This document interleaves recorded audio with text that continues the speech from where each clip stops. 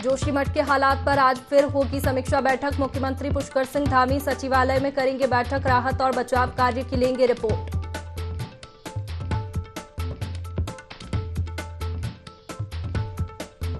मुख्यमंत्री पुष्कर सिंह धामी ने परीक्षा पर चर्चा कार्यक्रम में छात्रों से किया संवाद। कहा, सफलता के लिए संयम, नियम और अनुशासित जीवन जरूरी।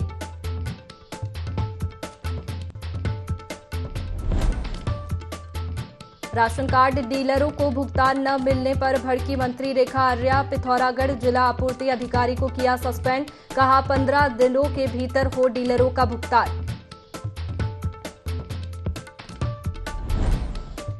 बर्फबारी के बाद चांदी से चमकी उत्तराखंड की वादियां। मसूरी धनोल्टी में साल का दूसरा हिमपात। केदारनाथ में चौथे दिन भी बर्फबारी जारी।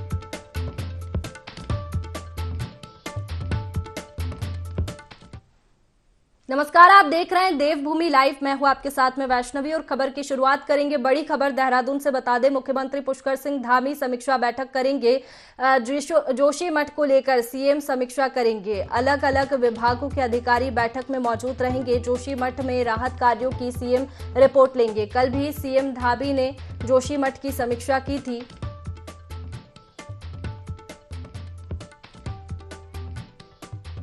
चलिए, इसी पर ज्यादा जानकारी के लिए हम रुक कर लेते हैं आकाश का। आकाश, मुख्यमंत्री पुष्कर सिंह धामी समीक्षा बैठक करने वाले हैं, क्या जानकारी? बिल्कुल वैष्णवी, कह सकते हैं कि जिस तरीके से लगातार जोशीमठ के जो हालात हैं उसको लेकर के लगातार सरकार की तरफ से तमाम जो राहत और बचाव कार्य उसके लिए एहतियातन जो तमाम काम हो किए जा रहे हैं और यही वजह है कि लगातार मुख्यमंत्री की तरफ से भी इसमें जो है पल पल की जो अपडेट है वो ली जा रही है। कल भी मुख्यमंत्री ने जोशीमठ के जो राहत और बचाव कार्य उसकी समीक्षा की, तमाम जो निर्देश हैं वो अधिकारियों को दिए थे किस तरीके से जो वहाँ पर राहत और बचाव कार्य जो किया जा रहा है उसमें क्या कुछ काम जो है आगे सरकार की प्रायोरिटी है।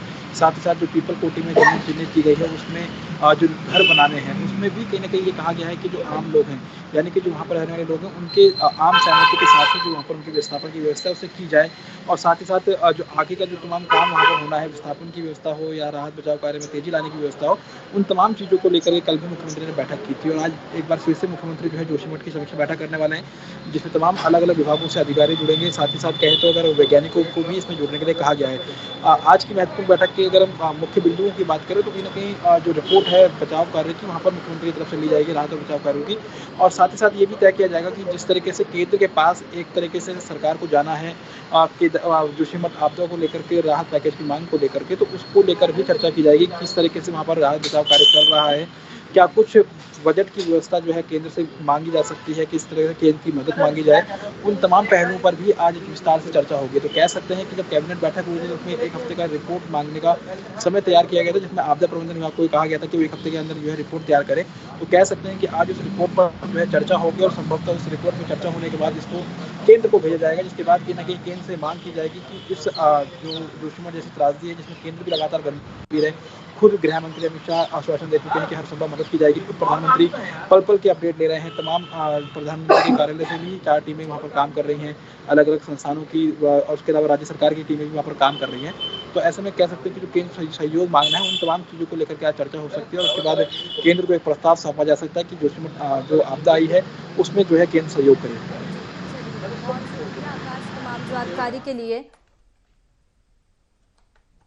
आगे बढ़ेंगे। अगली खबर है देहरादून से, जहां उत्तराखंड की ऊंची चोटियां बर्फ की सफेद चादर से ढकी। मसूरी धनोल्टी में साल का दूसरा हिमपात देखने को मिला। केदारनाथ में चौथे दिन भी बर्फबारी जारी रही। जोशीमठ में बारिश के बाद भारी बर्फबारी हुई। बर्फबारी के चलते पर्यटकों सहित स्थानीयों को चेहरे पर खुशी देखने को मिली। 4 दिन बाद मौसम बदलने का अनुमान है।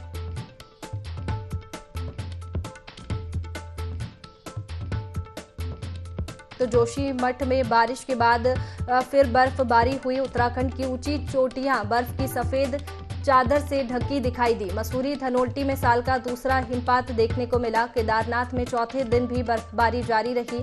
जोशीमठ में बारिश के बाद भारी बर्फबारी हुई। बर्फबारी के चलते पर्यटकों सहित स्थानीयों के चेहरों पर खुशी देखी गई। 4 दिन बाद मौसम बदलने का अनुमान है।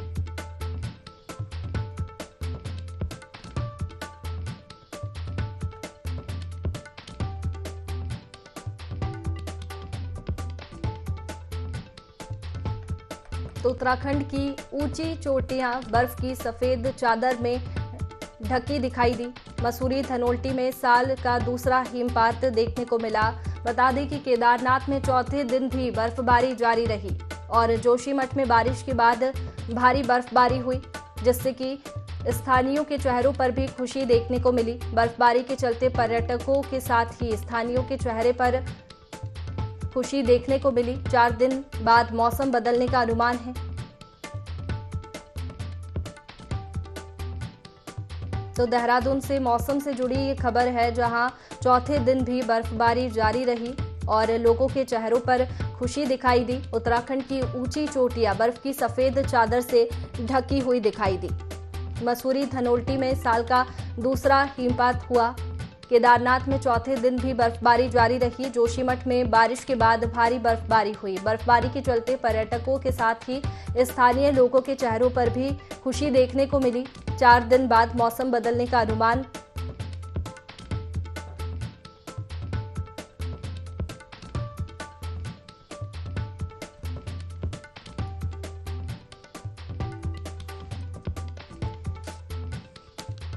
तो देहरादून से ये खबर है मौसम से जुड़ी, जहां उत्तराखंड की ऊंची चोटियां बर्फ की सफेद चादर से ढकी हुई दिखाई दी। मसूरी धनोल्टी में साल का दूसरा हिमपात देखने को मिला। बता दें कि केदारनाथ में चौथे दिन भी बर्फबारी जारी रही। जोशीमठ में बारिश के बाद भारी बर्फबारी हुई। बर्फबारी के चलते पर्यटकों सहित स्थानीयों के चेहरों पर भी खुशी देखने को मिली। 4 दिन बाद मौसम बदलने का अनुमान लगाया जा रहा है।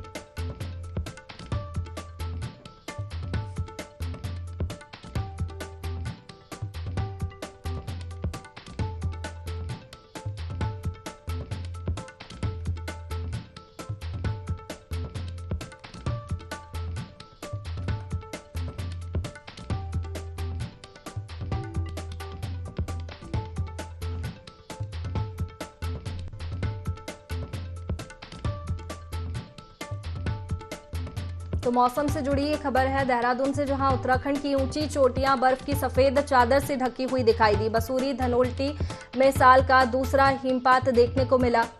केदारनाथ में चौथे दिन भी बर्फबारी जारी रही।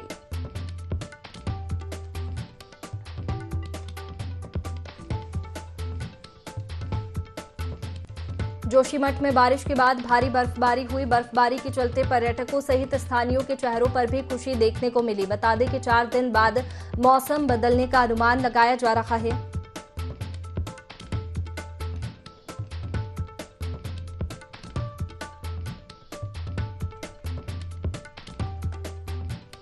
चलिए, इसी पर ज्यादा जानकारी के साथ हमारे सहयोगी आकाश हमारे साथ में जुड़ गए हैं। आकाश, बर्फबारी के चलते लोगों में खुशी देखने को मिली है। देखिए, बिल्कुल जिस तरीके से कह सकते हैं वैष्णवी के उत्तराखंड में जो हिमपात है वो कहीं ना कहीं कल देर रात से देखने को मिल रहा है। कई ऐसी जगह हैं, चाहे मसूरी हो, धनौल्टी हो, जोशीमठ हो, उसके अलावा उत्तरकाशी के कई इलाके हों, वहाँ पर लगातार जो बर्फबारी है वो देखने को मिल रही है। उसके बाद अगर हम कहें तो खासतौर पर पर्यटकों के लिए अच्छी एक तरीके से खबर है, क्योंकि जिस तरीके से पर्यटक काफी लंबे समय से इंतजार कर रहे थे कि उत्तराखंड में जो है बर्फबारी हो और उसका लोग दिखाने के लिए जो है उत्तराखंड का रुख करें, तो उसी के तहत कह सकते हैं कि कल देर रात से जो बर्फबारी हुई है उसके बाद से ही जो पर्यटक है वो लगातार उत्तराखंड का रुख कर रहे हैं।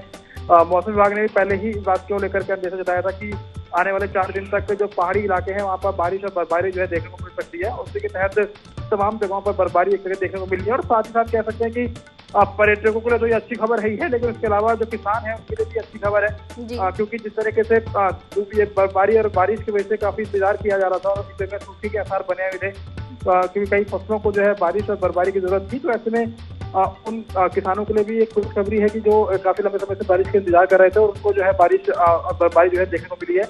और मौसम विभाग की बात करें तो मौसम विभाग का कहना है कि 4 दिन तक इसी तरीके से जो प्रदेश में मौसम है वो बना रहेगा। मैदानी क्षेत्रों में कहीं ना कहीं जो ठंड है वो जैसे बढ़ेगी, क्योंकि लगातार जो बर्फबारी और बारिश हुई उसके चलते कहीं ना कहीं जो तापमान है उसमें भी गिरावट दर्ज की जाएगी। तो कह सकते हैं कि आने वाले 4 दिन तक इस तरीके से उत्तराखंड के तमाम हिस्सों में बर्फबारी और बारिश देखने को मिल सकती है और 4 दिन बाद कहीं ना कहीं जो मौसम परिवर्तन है वो देखने को मिलेगा। जी आकाश, जोशीमठ में भी ये बारिश हो रही है, तो जो प्रभावित है, जो शिविरों में रह रहे हैं, उनकी क्या स्थिति है अभी?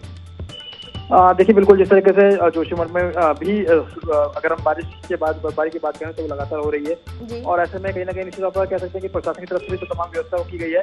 जो राहत शिविर में जो रह रहे लोग हैं उनके लिए भी तमाम जो व्यवस्थाएं हैं जो की गई हैं कि किसी प्रकार की उन्हें परेशानी या दिक्कत ना हो, तमाम जो जिला प्रशासन है उसकी तरफ से अलाव की व्यवस्था वहाँ पर की गई है। और कह सकते हैं कि चिंता कहीं ना कहीं बड़ी है, क्योंकि जिस तरीके से तमाम जो राहत और बचाव कार्य है वहाँ पर किया जा रहा था, और ऐसी स्थिति में अगर हम बात करें तो दरारों को लेकर के चिंताएं कहीं ना कहीं बड़ी है। और इसी तरीके से अगर बारिश बढ़ रही तो कह सकते हैं कि जल रिसाव कहीं ना कहीं और हो सकता है। तो इसको लेकर भी चिंताएं हैं, लेकिन प्रशासन ने तमाम जो व्यवस्थाएं वो की गई हैं, लोगों को सुरक्षित स्थानों पर पहुंचाया गया है।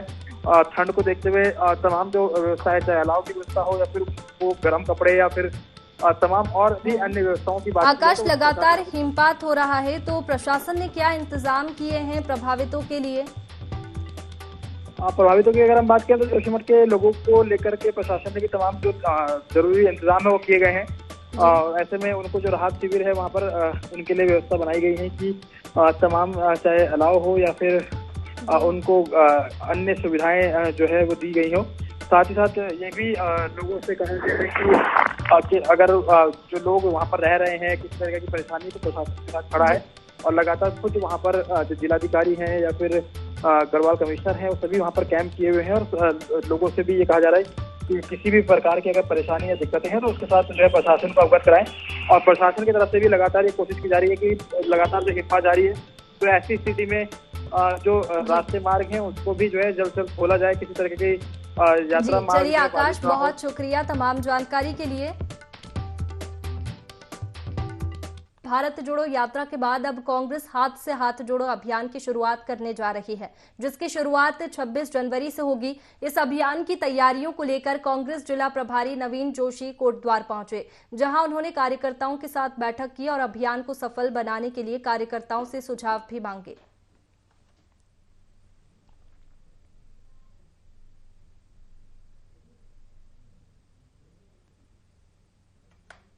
राहुल गांधी जी द्वारा पूरे देश में चलाई जा रही भारत जोड़ो यात्रा, उसकी अपार सफलता के बाद आज पार्टी ने निर्णय लिया है कि हम हाथ से हाथ जोड़ो यात्रा पूरे देश भर के अंदर निकालेंगे। उसी परिप्रेक्ष्य में मेरे को यहाँ पे कोटद्वार का जिले का प्रभारी बनाया है, उसके लिए मैं पार्टी हाईकमान का धन्यवाद भी देना चाहता हूँ। जो हमारी ये यात्रा रहेगी पूरे हमारे ब्लॉक स्तर से, जो हमारे जो मतदान केंद्र है, पोलिंग बूथ स्टेशन है, उसको पूरे को छूते हुए निकलेगी हमारी, और उसमें पूरे हम ग्राम स्तर पर, ब्लॉक स्तर पर इस पर कार्यक्रम करेंगे और पद यात्राएं निकालेंगे। तो 26 तारीख से हम इस यात्रा को शुरू करेंगे। पूरे देश भर के अंदर यात्रा निकल रही है, उत्तराखंड में भी हमारी राजधानी सहित हमारे कोटद्वार में और राज्य के अन्य हिस्सों में भी हमारी यात्राएं निकलेगी। चलिए आगे बढ़ते हैं। खाद्य मंत्री रेखा आर्या ने सचिवालय में विभागीय अधिकारियों और प्रदेश के सभी जिलों के राशन डीलरों के प्रतिनिधियों से समीक्षा बैठक की। बैठक में राशन डीलरों ने अपने मानदेय, बिलिंग भाड़ा, बायोमेट्रिक और डोर स्टेप डिलीवरी संबंधित विभिन्न समस्याओं को लेकर अपनी बात रखी। बैठक में राशन डीलरों ने पिथौरागढ़ जिला आपूर्ति द्वारा लंबे समय से बिलों का भुगतान न किए जाने का मामला उठाया, जिसको लेकर खाद्य मंत्री ने बड़ी कार्रवाई करते हुए पिथौरागढ़ के जिला आपूर्ति अधिकारी को सस्पेंड करने के निर्देश दिए। वहीं उन्होंने कहा कि सरकार डीलरों के साथ सदैव खड़ी है, लेकिन अधिकारियों की इस प्रकार की लापरवाही बिल्कुल बर्दाश्त नहीं की जाएगी। साथ ही उन्होंने डीएसओ को निर्देश दिए कि वह 15 दिनों के भीतर राशन डीलरों के लिए बिल का भुगतान करें।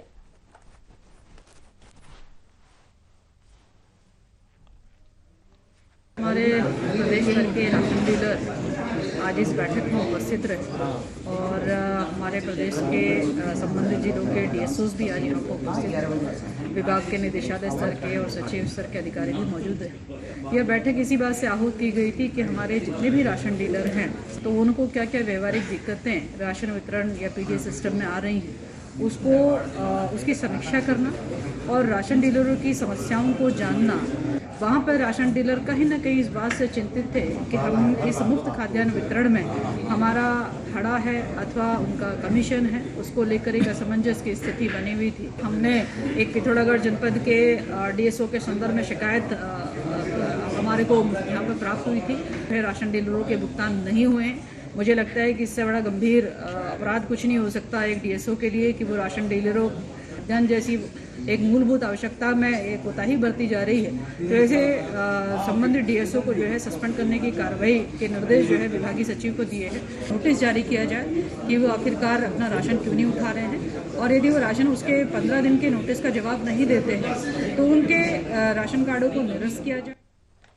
आगे बढ़ेंगे। कैबिनेट मंत्री गणेश जोशी ने हल्द्वानी के सर्किट हाउस में कृषि विभाग और ग्रामीण विकास विभाग की समीक्षा बैठक की। इस दौरान मनरेगा के तहत बनने वाले जलाशय और वृक्षारोपण की जानकारी ली। साथ ही अधिकारियों को मनरेगा के तहत जलाशय निर्माण और छूटे हुए कार्यों में तेजी लाने के निर्देश दिए। साथ ही प्रधानमंत्री ग्रामीण आवास योजना, कृषि विभाग, उद्यान विभाग और सैनिक कल्याण विभाग की समीक्षा की, जिसमें विभागों को मार्च से पहले लक्ष्य पूरा करने के निर्देश दिए। वहीं कृषि एवं उद्यान विभाग के अधिकारियों को केंद्र और राज्य सरकार द्वारा किसानों के लिए चलाई जा रही योजना का 100% लाभ दिए जाने के निर्देश दिए।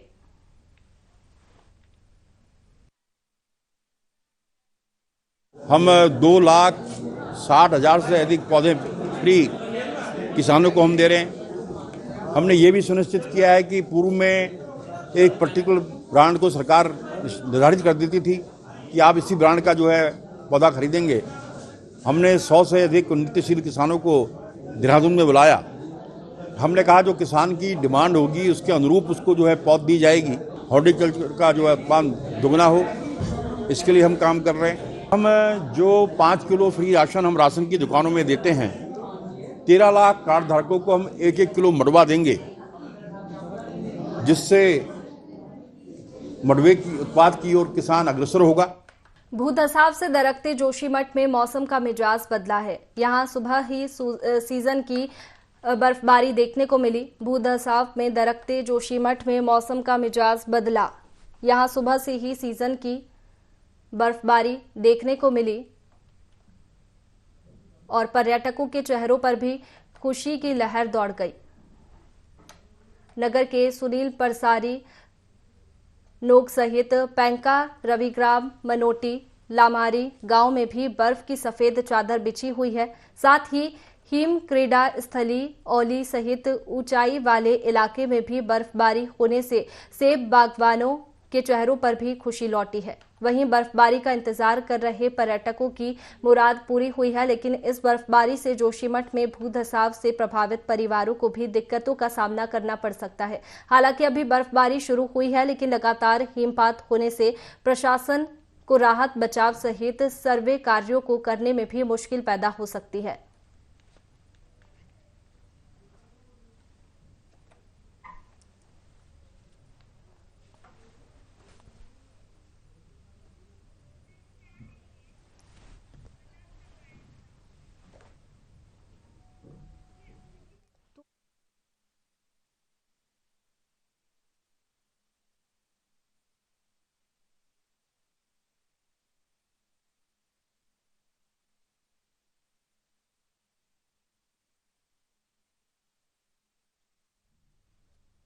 जोशीमठ में हो रहे भूधसाव में आमजन की सुरक्षा को देखते हुए मारवाड़ी चौक रोपवे रोड पर 2 क्षतिग्रस्त को खाली कराया गया। साथ ही कई मकानों और उक्त भवन को भी ध्वस्त करने के आदेश दिए गए। वहीं जोशीमठ में नगर पालिका क्षेत्र भूधसाव को लेकर युद्ध स्तर पर काम शुरू कर दिया गया है, जिसके चलते सभी प्रभावित नागरिकों से किसी अन्य सुरक्षित स्थानों पर पहुंचाया जा रहा है। साथ ही जिलाधिकारी ने नया जोशीमठ बसाने को लेकर सुझाव मांगे जा रहे हैं।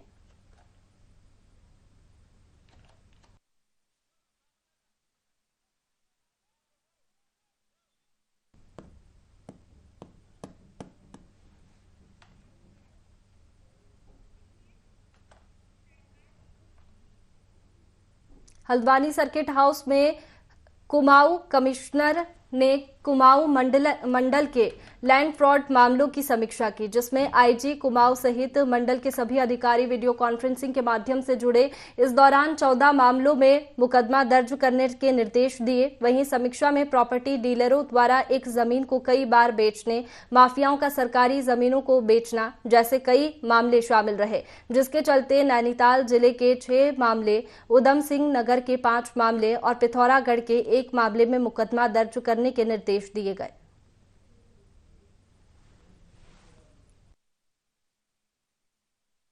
जो भी है उनका रेट आपसी तय हुआ था कि उतने में वो ज़मीन बेची जाएगी। तो उसके बाद जो है उसने रजिस्ट्री कर दी और रजिस्ट्री करने के बाद जो है उसको जो बेचने वाले को पैसा नहीं मिला। बाद में बेचने वाला मेरे पास आया कि भैया जो है हमने इनको ज़मीन तो बेच दी लेकिन रजिस्ट्री की इन्होंने पैसे दिए ही नहीं। मतलब कितने पैसे दिए? तो बोले वो ऐसी मौखिक 1 रुपये का हुआ था। तो फिर उस मेरे द्वारा इसमें संज्ञान लिया गया, तत्काल जांच बैठाई गई। जांच में जो है उसमें एफआईआर करने के निर्देश दिए गए। इसी दौरान जो है वो घबरा कर जो जिसने लिया था उसने वो तत्काल वो कोर्ट में गया और कोर्ट में जो उसका जायज़ जो भी ज़मीन का रेट था, सर्कल रेट, वो उसने अपने कोर्ट में पेमेंट कर दिया है वो। तो अब जो है वो जो रजिस्ट्री हो गई और जो उसको पेमेंट होना है उतना हो गया। अब जो मार्केट रेट है उसके हिसाब से उनका आपसी वो चल रहा है इसमें। सबसे पहले तो आप उसकी लेटेस्ट खतौनी कंप्यूटराइज्ड है आजकल, वो निकाल लेनी चाहिए कि ये पता चले कि जिससे आप खरीद रहे हो उसकी ज़मीन है भी उतनी या नहीं है। सेकेंडली, आप सब रजिस्ट्रार के ऑफिस में जाके वहाँ पे खेत नंबर के हिसाब से रिकॉर्ड होता है, 10 साल का, 15 साल का, 20 साल का, कि जो खेत नंबर मैं ले रहा हूँ ये 15 सालों में किन किन हाथों में गया है।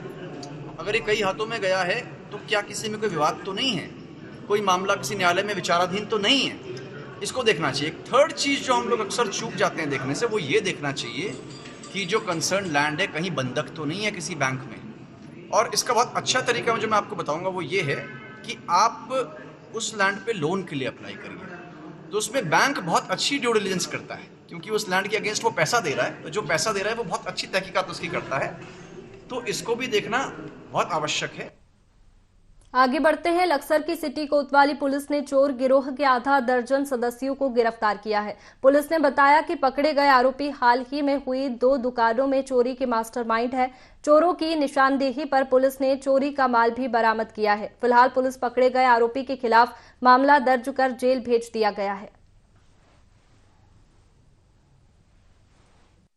6 बदमाश जो भगवानपुर और सहारनपुर के थे, वो एक होंडा सिटी गाड़ी से आए थे और इसके बाद हमारे जो चेतक पुलिस में जो 2 कांस्टेबल थे, एक आरक्षी पंचम प्रकाश थे और एक दिनेश होमगार्ड थे, इन्होंने जब देखा कि एक संदिग्ध गाड़ी है तो गोपनीय रूप से जानकारी करी तो 6 बदमाश जो है वहाँ पर एक सुनसान जगह पर उनको पाया और जब इन्होंने उनकी जानकारी करी, घेराबंदी करके पूछताछ करी तो पता चला ये 6 बदमाश वहाँ पर जो है किसी वारदात को अंजाम देने आए थे। 6 बदमाशों से तलाशी पर 3 से तमंचे बरामद हुए और अन्य हथियार तीनों के पास थे। घटना को अंजाम देने आए थे कि लोगों को बंधक बनाकर उसमें वहाँ पर जो तांबा उससे निकलता है उसको बेचा जाए। लेकिन इनसे पूछताछ में पता चला है कि सारे सामान को कहीं ना कहीं ले जाकर वो बेचते भी थे।